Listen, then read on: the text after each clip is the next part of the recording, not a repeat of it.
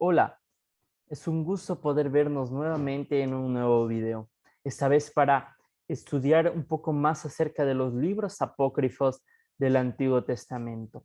Si bien es cierto, hasta este momento hemos estudiado principios de interpretación bíblica uno y 2, ahora en este momento vamos a estudiar sobre los libros apócrifos, aquellos que no están considerados dentro del canon bíblico general. Entonces, de manera general, en la introducción al estudio, nosotros podemos encontrar tres maneras que hacen referencia a estos escritos. El término apócrifo, este término que nosotros hemos elegido para el título de este video, que significa escondido o oculto. El término pseudoepígrafe, que quiere decir falsos escritos, y el término deuterocanónico, este término que es utilizado por la Iglesia Católica para avalar o para embellecer el motivo de que de esos libros apócrifos están en su Biblia. Ellos usan el término deuterocanónico, es que es una forma de expresarse más bonita sobre estos escritos. ¿Qué quiere decir, no? Segundos escritos referidos al canon original. Entonces, si tú quieres estudiar más acerca de eso, ahí tienes el link en la parte inferior de la pantalla para que puedas estudiar e investigar más acerca de esto.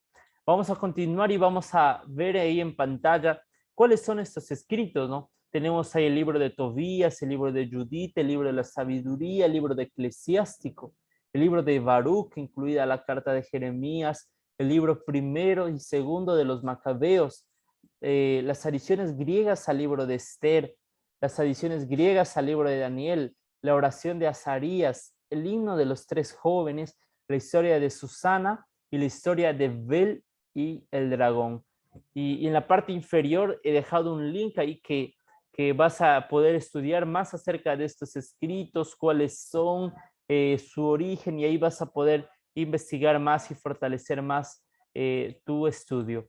Pero yo sé que hasta este momento tal vez ha nacido la pregunta, ¿por qué esos libros fueron excluidos? ¿Por qué están en la Biblia de mi hermano católico, pero en el mío no? ¿Cuál fue el motivo por que estos libros no están en este canon? Miren, en primer lugar, Filón, filósofo judío de Alejandría, citó abundantemente el Antiguo Testamento, pero nunca reconoció a los apócrifos como inspirados. Interesante. Josefo, de igual manera, historiador judío, excluye explícitamente a los apócrifos, dejando en 22 libros del Antiguo Testamento. Jesús y los nuevos escritores del Nuevo Testamento nunca citaron a los libros apócrifos, aun cuando hay centenares de citas y referencias a casi todos los libros canónicos del Antiguo Testamento. Esto considero yo que es uno de los términos más importantes sobre estos argumentos, que Jesús y los apóstoles, a pesar de que citaron muchas veces a los libros canónicos que nosotros conocemos, nunca citaron ellos a los libros apócrifos. De igual manera, los judíos de Jamnia no reconocieron a los libros apócrifos. Ahí en pantalla también está el link para que ustedes puedan seguir estudiando sobre esto. Ningún canon o concilio de la Iglesia cristiana durante los primeros 4 siglos reconoció a los apócrifos como inspirados. Muchos de los grandes padres de la iglesia primitiva hablaron en contra de los apócrifos. Por ejemplo, Cirilo de Jerusalén, Orígenes y Atanasio, ¿no? Jerónimo, de igual manera, el gran erudito y traductor de la Vulgata, rechazó a los apócrifos como parte del canon.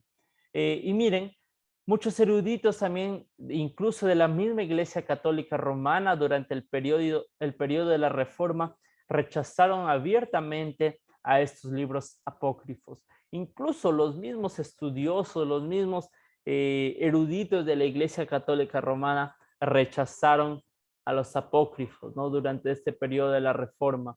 Y es más, ¿no? Hablando de la reforma, Lutero y los reformadores que protestaron en contra de la Iglesia Católica rechazaron de igual manera la canonicidad de los libros o de los escritos apócrifos. Y eso de aquí, eso se mantuvo así hasta 1546, ¿no?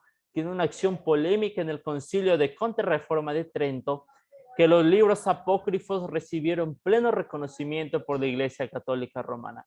Entonces, no fue hasta ese año en que Los libros apócrifos fueron considerados recién dentro de la Iglesia Católica Romana.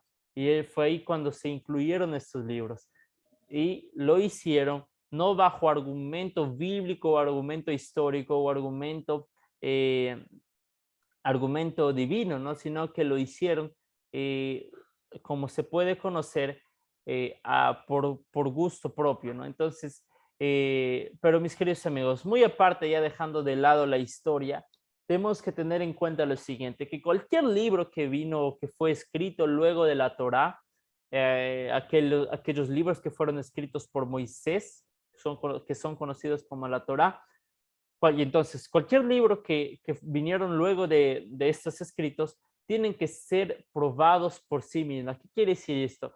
Que cualquier libro que fue escrito luego tiene que pasar el filtro de requisitos que establece la Torá, ¿no?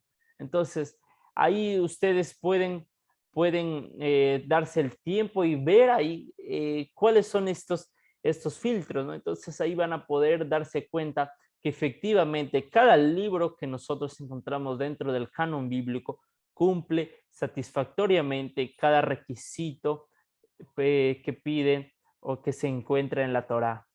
Pero mis queridos amigos, por sobre todo esto, nosotros tenemos un fundamento bíblico. Primera de Pedro 1, 20 al 21 dice, entendiendo primero esto, que ninguna profecía de la Escritura es de interpretación privada, porque nunca la profecía fue traída por voluntad humana, sino que los santos hombres de Dios hablaron siendo inspirados por el Espíritu Santo.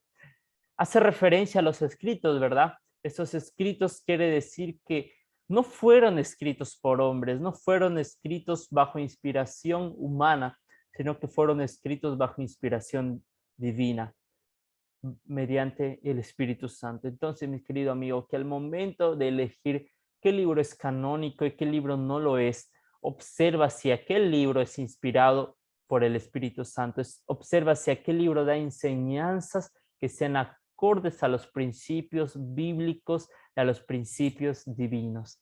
Esa será la clave para una correcta elección para un libro canónico.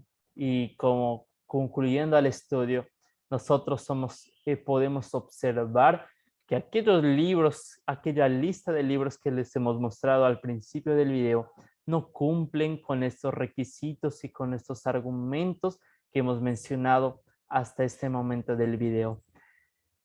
Acá tienes también en pantalla la bibliografía, que es donde se encuentran todos las referencias que nosotros hemos podido encontrar en el video. Y mi querido amigo, muchas gracias por tu tiempo, muchas gracias por acompañarnos en este estudio. Nos vemos en una próxima oportunidad con un nuevo video. Bendiciones.